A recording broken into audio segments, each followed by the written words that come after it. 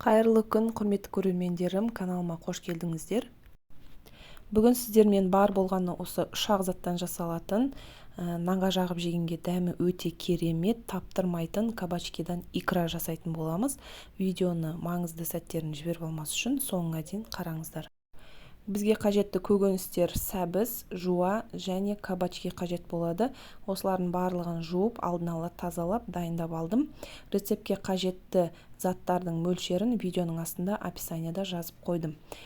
Енді осы жуылған таза банкілерімізге қайнаған кипятокты түбіне құйып, крышкасын жауып, 15-20 минутқа банкілерді стерилизовать етіп алатын боламыз.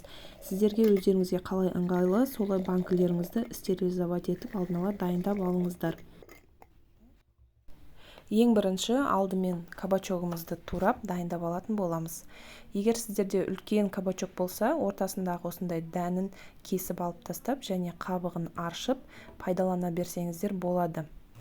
Оның маңыздылығы немесе бір айырмашылығы жоқ. Осылай жас кабачок болса, қабығын ғана аршып пайдалана берсеңіздер де болады. Осылай барлығын ұсақтап турап аламыз ең алдымен. Егер де бұрын соңды икра жасап көрмеген болсаңыз, осы видеоға қарап жасап көріңіздер. Сіздерде де ойдағыдай шығады деген ойдамын. Барлық кабачкиімізді үлкенірек ыдысқа, менде қазан 5 литрлік, осы қазанға салып қайнататын боламын. Және де үстіне 1 стакан суық су құятын боламыз. Крышкасын жауып, газға, отқа қоятын боламын. 1 стакан су жеткілікті. Қайнағанда өзінің де суы шығады кабачоктың. Ары қарай кабачкиіміз қайнағанға дейін біз сәбіз бен жуаны қуыратын боламыз. Осылай сәбізді 4-ке бөліп, ұсақтап турап алыңыздар алдын ала. Бізге тез пісуі маңызды, сондықтан осылай барлығын ұсақтап турайтын боламыз. Достар, егер сіздерге осы видео пайдалы болып жатқан болса, поделиться батырмасын басып, достарыңызбен бөлісіп қоюды ұмытпаңыздар. Келесі осылай жуамызды да 4-ке бөліп, ұсақтап турап аламыз. Құрметті көрермендерім, осы қазақ тіліндегі YouTube каналдарымыздың дамуына аз да болса үлестеріңізді қосып, лайк басып, комментарий бөлімінде өз пікірлеріңізді қалдырып кетіңіздер. Сіздер үшін қиын емес, мен үшін өте маңызды. Барлығын дайындап алдық. Енді газға үлкен сковородкамызды қойып, 250 мг сұйық майымызды құйып қыздырамызды. Жуа мен жаңағы сәбізімізді салып, қуырып алатын боламыз. Үлкен отта қуырмаңыздар. Бізге күйіп кеткені керек емес. Жай ғана қуырылған дәмі шықса болды. Осылай араластырып, орташа отта дайындайтын боламыз. Түбін күйдірмей, осылай жиі араластырып тұрамыз. Арасында кабачогымызға да қарап қояйық. Мінеке қайнап жатыр екен. Ақырындап өзінің де кабачоктың соғы шығыпты. Осылай соғы шығып, өзі ақырындап тушиться етіледі. Бұқтырылып, өзі ақырындап дайын болады. 15-20 минуттай қақпағын жауып қоямыз. Енді келесі осы жуамыздың үстіне сәбізімізді салып, бірге қуыратын боламыз. Жақсылап араластырыңыздар, түбі күйіп кетпесін. Бізге күйген жуа мен сәбіз қажет емес, бізге олардың аздап қана қуырылып, бұқтырылғаны қажет.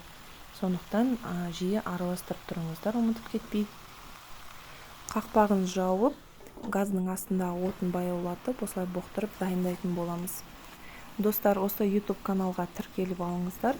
Әртүрлі видео рецептермен бөлісетін боламын, және әртүрлі тағамдардың рецебін таба аласыздар. Қақпағын жауып бұқтыратын боламыз. Енді кабачогымызды бір қарап қояйық.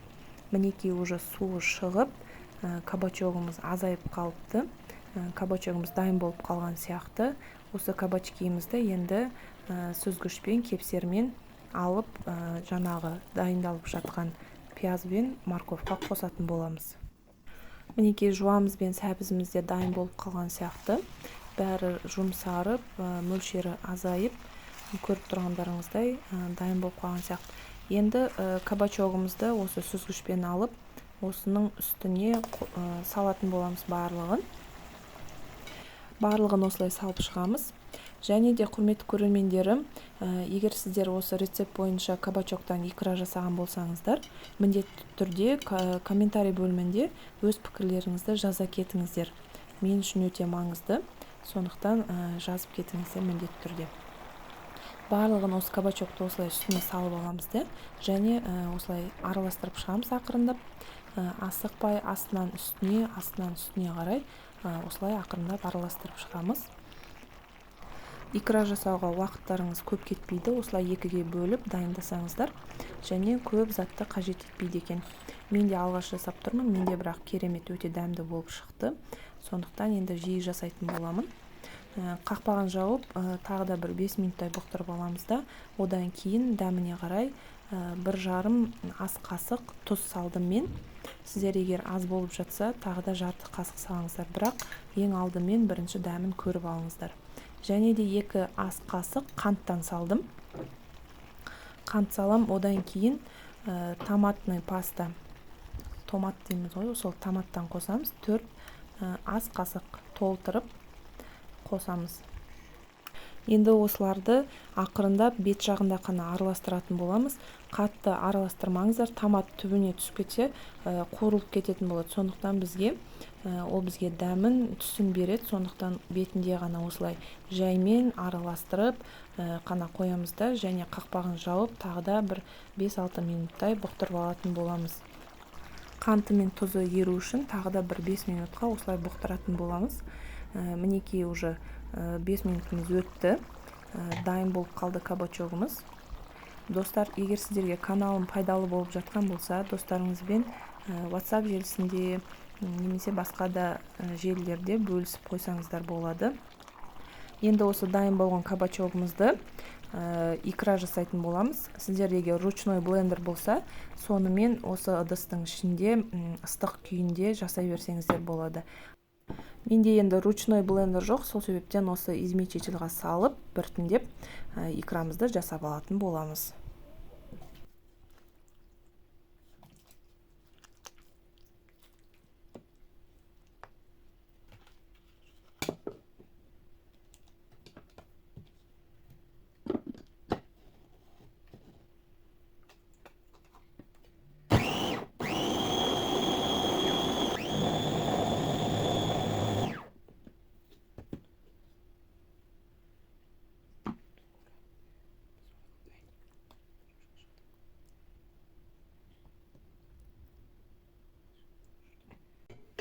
Енді осы дайын болған икрамызды қазанымызға қайтадан салатын боламыз. Осы қазанда ары қарай дайындап, аздап тағы да қайнататын боламыз.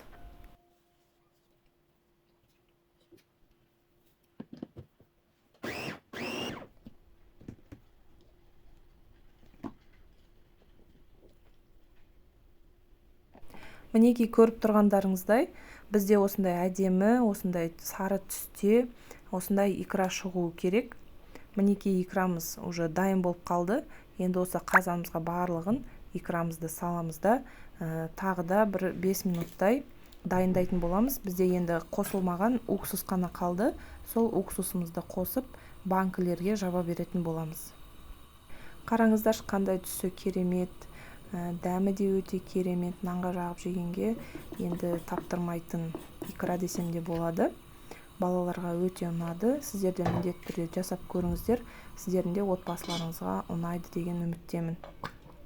Қақпағын аздап жаппасаңыздар, осылай қайнаған кезде жан-жаққа атқылайтын болады.